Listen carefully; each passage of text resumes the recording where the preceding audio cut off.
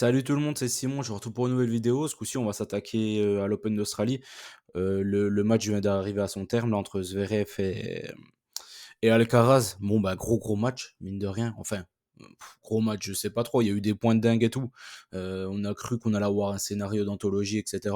Après, en soi, il y a eu quand même beaucoup de faiblesses et de fautes directes, surtout de la part d'Alcaraz. On va y revenir de toute façon. De la globalité, les quarts de finale, ça s'est super bien passé. Là, je suis en train de regarder. Il y a 4 scores exacts en 8 matchs quand même. C'est pas mal, c'est très bien. Il y a eu pas mal de bêtes de passé, 5 sur 8. Euh, bon, le seul bémol, c'est les aces, quoi. Les deux matchs où j'ai tenté les aces.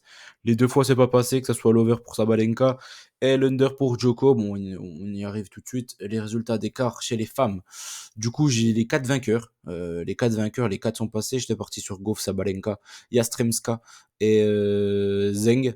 Et du coup, bah, j'ai quand même eu 3 scores exacts sur 4 matchs. Yastremska, j'avais mis 2-1 contre Noskova. Au final, elle a gagné en 2-7. Yastremska qui est impressionnante depuis le début du tournoi. Franchement, on l'attendait pas, mais elle est vraiment plus qu'impressionnante. Zeng, elle a vraiment un peu transpiré, on va dire, en début de match. Après, elle a réussi un peu à enlever un peu la pression, toute la pression qu'elle est sur elle, elle a beaucoup de pression, elle, les Chinois aussi, c'est toujours compliqué quand tout ton pays est sur toi. C'était un peu pareil pour Osaka, hein, quand tout le Japon, les Japonais, tout est derrière elle, c'était vraiment compliqué pour elle. Je pense que Zeng, elle va vivre une demi-finale peut-être un peu plus compliquée. Faudra voir ça, il y a énormément et beaucoup trop de pression sur les joueuses là. Ça va être difficile. Bah, du coup, la Sabalenka, elle avait passé 4 races, mais le match, il n'y avait pas eu match, quoi. C'est ça le vrai problème, en fait, le fin fond de l'histoire. C'est qu'elle a vraiment écrasé la Tchèque, quoi. Krejcikova n'a pas existé dans le match. Donc, forcément, ça n'a pas aidé pour le nombre d'aces, elle en a fait 4. Gauff Kostiuk, j'étais parti sur 6 jeux pour Kostiuk et le 2-7-1. Donc là, c'était vraiment des grosses cotes. Tout comme Zenka Linskaya, hein, le 2-7-1, c'était une grosse cote aussi, c'est une cote à 4. Voilà, Sabalenka, j'avais quand même mis le 2-0, mais je l'ai pas voulu le jouer. Dommage, c'était une cote autour d'un 40, un 45, je crois. Ça aurait suffi. Voilà, du coup, on a fait à peu près le tour. Dans la globalité, le match Goff, Kostiuk, terrible, vraiment affreux. Que des fautes directes. Je crois qu'il y a eu quasiment 100 fautes, plus de 100 fautes directes, je crois, dans le match. Une catastrophe, franchement. C'était pas vraiment une bonne pub pour le tennis féminin une nouvelle fois. Sabalenka, comme je l'ai dit, bon, elle était trop forte, elle est trop puissante. Yastremska, franchement, elle, avec ses variations et tout, franchement, elle est pas mal. J'aime plutôt bien encore l'avoir joué. On a bien vu que Noskova, elle a quand même tremblé, quoi. Mais bon, c'est normal à 19 ans. Puis Zeng, je suis déjà revenu dessus. On passe chez les gars. Chez les gars, du coup, Joko Fritz, under 26,5 ace. Là, j'ai eu totalement faux. Je crois qu'il y a eu 36 ace. Vraiment, je m'attendais pas à ça du tout. Fritz, il a fait quand même un bon match, mine de rien. J'ai trouvé, moi, en tout cas, dans la globalité. Sinner a vraiment écrasé Rublev. Moi, j'étais parti sur l'handicap. Il a mis 3-0. C'est le score que j'avais prédit aussi. Medvedev Urkak, je voyais un match serré. De toute façon, je voyais Urkak passer certainement en 4. J'avais mis, je crois. Et au final, c'est Medvedev qui a réussi à s'imposer en 5 sur ce match-là. Mais bon, Urcax, franchement, il est trop dur à jouer. Hein. Peu importe le terrain, à part sur terre battue, mais sinon sur dur et sur gazon avec son service de fou furieux là. Compliqué, surtout qu'il tient de mieux en mieux les échanges. Vraiment, le Polonais, il est impressionnant à l'échange, hein, mine de rien. S'il continue comme ça, il s'améliore encore, etc. Surtout sa qualité de receveur, je pense. C'est peut-être là-dessus qu'il y a un petit truc à faire encore en plus, je pense, à la relance. Donc s'il améliore encore sa relance, je pense que Urcax il peut être complètement injouable. Vraiment, c'est vraiment le petit truc qui lui manque. Je pense que sinon il serait passé ce tour-là, et je pense qu'il pourra viser encore plus loin pour le Polonais. Zverev Alcaraz, comme je l'ai dit, bon bah Zverev, on a eu le Zverev conquérant, le Zverev qui prend des risques pendant 2 sets et demi, quoi, on va dire. Enfin, jusqu'à 5-2. 5-2 au troisième set, et là, franchement, on a bien vu que mentalement, franchement, c'est dramatique, quoi. Pour moi, que ça soit physiquement et techniquement, il n'y a pas plus fort que lui, il n'y a pas plus fort que Zverev. S'il est dans un jour avec, je veux dire, il n'y a aucune personne qui le prend. On a bien vu contre Nadal, contre Djoko, contre tous les gros, en fait. C'est le seul qui a vraiment à les prendre vraiment comme si c'était des enfants, quoi. Zverev, il est impressionnant, mais vraiment, hein, il a vraiment tout pour performer. Là, le seul problème, c'est qu'il a pas de mental. On a beau dire tout ce qu'on veut. Là, il a failli remettre Alcaraz dans le match. Même au quatrième set, il fait le break, il se fait débreaker juste derrière.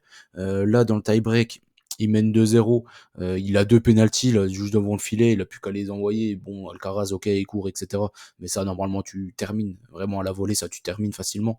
Donc franchement, moi il me fait peur, il me fait peur. De toute façon, voilà, c'est l'histoire de sa carrière.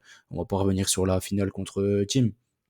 Mais bon, voilà, il aurait déjà dû avoir un US Open dans la poche, et puis on voit bien qu'il va souffrir de ça, j'imagine, jusqu'à la fin de sa carrière, malheureusement. Et je le vois rien gagner, en fait. Toute sa carrière, je le vois rien gagner. Je pense que psychologiquement, il peut vriller à tout moment. Il peut vriller à tout moment. Pourtant, Alcaraz, c'était pas un bon Alcaraz, hein, franchement. Il y a beaucoup de fautes directes et tout. Il s'est fait marcher dessus dès le début du match. Franchement, Zverev, quand il joue comme ça, il est injouable. Il est vraiment injouable. Il est puissant. Il faut voir les zones qu'il trouvait, etc. Franchement, je le trouve trop fort, Alexander Zverev. De toute façon, moi, j'ai toujours dit, que ce soit Dimitrov et Zverev, c'est mes deux chouchous sur le circuit actuel. Mais je sais très bien que ce soit l'un ou l'autre, il y aura jamais de grand chelem quoi dans la poche, j'imagine, avec ces deux joueurs-là, malheureusement, j'ai envie de dire. Mais bon, encore plus Dimitrov, il est encore plus friable. Mais Zverev, c'est à peu près la même chose, hein, franchement, mine de rien. Il est beaucoup moins friable sur les 2 sets, sur les Masters 1000, etc. Mais il se met trop de pression sur les grands chelems, malheureusement. On y va y revenir, de toute façon. Zverev, ouais, il a fait qu'une finale, hein, de Grand Chelem, du coup c'était contre Team, la finale qu'il a dominée de la tête et des épaules, mais qu'il n'a pas gagné. Medvedev, il enchaîne les bonnes prestations, hein, sur dur, hein. Ça va devenir compliqué de le choper. Djoko Sinner, logiquement, c'était les deux joueurs qu'on attendait. C'était un peu la finale, on va dire, avant l'heure. Tout comme Sabalenka Goff, quoi, au final. Donc, tout le monde a répondu présent, mine de rien. À part Alcaraz, là, en quart. Mais bon, Zverev, c'est pas n'importe qui, quoi. Donc, c'est top. Setup. On va essayer de trouver un petit bet sur tous les matchs. J'ai pas trop, enfin, j'ai pas joué d'ace du coup, parce que j'étais un peu démoralisé par rapport à ce qui s'est passé pour les quarts de finale. Là, je suis parti vraiment sur vainqueur et où l'outsider gagne un 7. J'ai même pas pris de 3,57, etc. Là, j'ai vraiment tapé dans le dur, comme on dit. J'ai pas fait dans la dentelle. On va essayer de voir ça. Déjà, on va commencer par les femmes. Les femmes, Goff, Sabalenka, Zeng contre Yasremska, comme je vous ai annoncé. Zeng, Yasremska, c'était la demi-finale qu'on n'attendait pas. Goff contre Sabalenka, la demi-finale qu'on attendait. Il y a Goff, c'était la finale de l'US Open d'ailleurs, ça aussi. Donc on voit vraiment que c'était vraiment les deux meilleures joueuses, hein, sur le circuit féminin avec Zviantec. Mais après, Zviantec, franchement, hormis la terre battue, moi je trouve que c'est quand même. Enfin, elle a pas le niveau de Sabalenka au Goff sur dur, quoi. Je trouve, en tout cas, moi, personnellement. Donc voilà, quoi. Je pense que sur dur, c'est les deux meilleures joueuses actuelles. Bon, après, il y a un petit truc, c'est que depuis le début du tournoi, il y a Sabalenka qui explose tout le monde, mais vraiment, elle les explose. Elle leur laisse aucune chance, quoi. Elle met sa puissance dans ses frappes, etc. C'est incroyable. Pour moi, elle est injouable. C'est simple, c'est Sabalenka qui va choisir la vainqueur de ce match-là contre Goff. Pour moi, ça c'est une certitude. C'est pas Goff qui va poser son jeu, c'est Sabalenka qui va soit écraser son adversaire comme elle a l'habitude de le faire contre un peu tout le monde, ou soit elle va faire que des fautes directes et c'est Goff qui l'emportera. Mais là, franchement, je trouve que Sabalenka, elle me montre beaucoup trop de sérénité depuis le début du tournoi, donc je vais partir sur elle en score sur ce match-là. Je pense que elle reste quand même sur une victoire, hein, c'est la tenante du titre à l'Open d'Australie. Donc là, je vais lui faire confiance. Goff, elle avait gagné à domicile l'US Open en 3-7, mais c'est surtout parce que c'était vraiment States et qu'il y avait tout le monde derrière elle. Là, je pense que, enfin, après, vous allez me dire certainement qu'aussi en Australie, tout le monde sera derrière Goff. Ça ne me sonnerait pas plus que ça. Mais je pense que Sabalenka a les moyens de la battre. De toute façon, Goff, elle aurait limite dû déjà sortir contre Kostiuk. Donc je pense que Sabalenka doit passer ce tour-là et même gagner le tournoi. On va se projeter plus loin. Je pense que Sabalenka, c'est clairement la plus forte du circuit féminin sur ce tournoi-là. Sabalenka en deux, carrément, j'ai pris. Je trouve que Goff, elle m'a montré trop de lacunes contre Kostiuk. Donc, à voir, comme je vous l'ai dit, c'est Sabalenka qui va choisir la vainqueur du match. Zeng contre Yasremska ensuite. Là, comme je l'ai dit, je vais repartir sur le même système que sur les demi, sur les quarts de finale. Je pars sur l'outsider qui gagne au moins un 7. Pourquoi? Parce que Zeng, je pense qu'elle va être tendue, il y a trop de pression sur elle, etc. Yasremska, elle arrive là, elle marche sur tout le monde, on comprend pas comment c'est possible. Je la vois là en finale et pourquoi pas créer une sensation. Maintenant, on n'est plus à ça près sur le circuit féminin. Yasremska, elle peut aller très loin. Ça me m'étonnerait pas qu'elle gagne le tournoi au final, hein. Je pense que Sabalenka va être ultra favorite si c'est elle ou Argoff, enfin l'une ou l'autre. Je pense qu'elle sera ultra favorite, mais justement peut-être trop. Peut-être qu'elles m'ont vrillé dans leur tête. Mais en tout cas, ici j'ai pris Yasremska gagne au moins 7 et je la vois là en finale, comme je l'ai dit. Dans tous les cas, la vois aller en finale. C'est une grosse cote, hein, Yastremska. Mais j'ai du mal. Enfin, pour moi, Yastremska gagne un set, c'est plus élevé que Zeng gagne le match. Et franchement, enfin, je trouve qu'il y a plus de possibilités du fait que Yastremska gagne un set. Je pense que Zeng va être ultra tendu, un peu comme son début de match aujourd'hui. Et son match aussi, là, non, pas contre Dodin. Mais comme elle le fait aussi régulièrement, hein, elle a jamais fait de finale. Enfin, vous allez me dire, toutes les deux n'ont jamais fait de finale de Grand Chelem, bien évidemment. Mais je pense que Yastremska, je sais pas ce qu'elle a. Elle a un truc depuis le début du tournoi. J'ai l'impression que c'est une bonne étoile au-dessus d'elle et je pense qu'elle peut aller au bout. On termine par les hommes, du coup, les hommes Djokovic, Sinner, Medvedev, Zverev. Djoko Sinner, bon, c'est les deux mecs en forme en ce moment.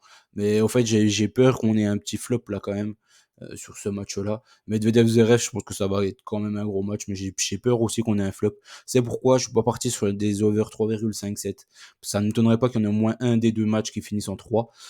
Djoko Sinner, je pense que Djoko sur à l'Open d'Australie, il est injouable. Je ne vois pas. En fait, on attendait vraiment plein de choses de Sinner, etc.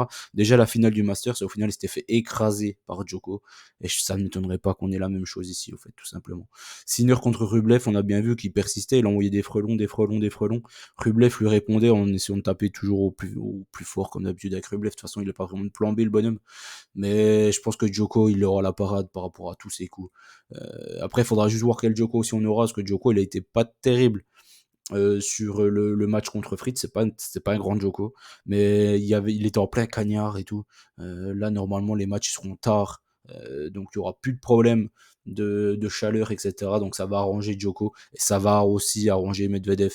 Euh, donc voilà, ici je prends Djoko clairement. La victoire de Djoko contre Sinner, j'ai mis 3-7 à 1, ça ne m'étonnerait pas non plus que ça fasse 3-0.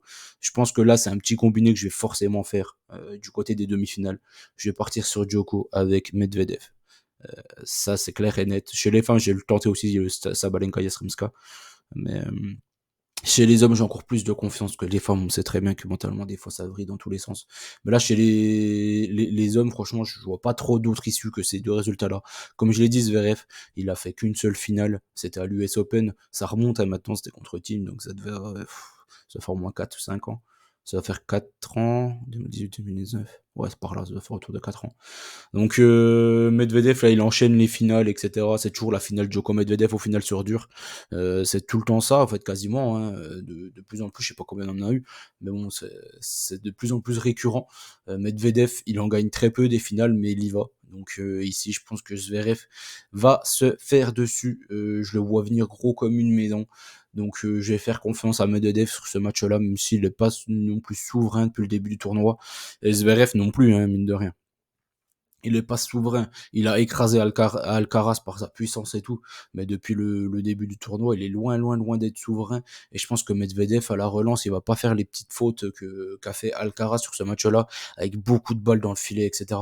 Il a trop voulu l'agresser, il a pas du tout été patient. Alors que Medvedev, faire les glace à la droite, à gauche, pendant 10, 15 échanges, il s'en fout, il le fera de toute façon. C'est la base de son jeu. Donc je pars, comme je l'ai dit, sur Medvedev vainqueur.